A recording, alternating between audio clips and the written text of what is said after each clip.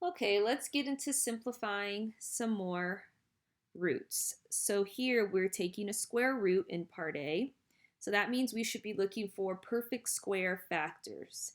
A perfect square that goes into 32 is 16 times 2. So that's square root of 16 times square root of 2. Whenever we take the even root, it's always the absolute value of that root times the square root of what's left over. And we know the absolute value of 4 is 4. So that would be our final answer. In part B, now we're doing a cube root. A perfect cube that is a factor of 250 is 125 times 2. So this is the cube root of 125 times the cube root of 2. The cube root of 125 is 5, and what's left over in the root is 2. Now in part C, we're back to square roots, so I'm looking for perfect square factors.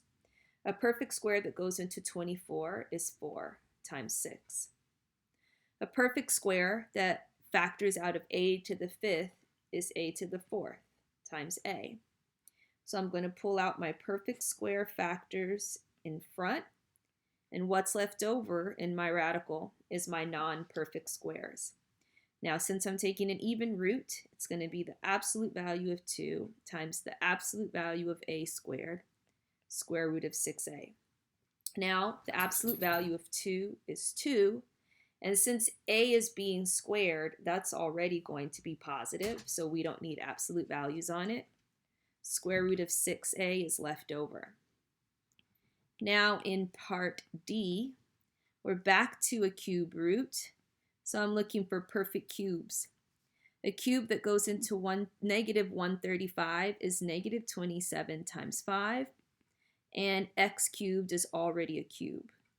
So this is cube root of negative 27 times cube root of x cubed times cube root of 5.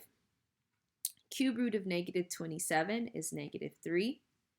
Cube root of x cubed is x, and what's left over in my cube root is 5.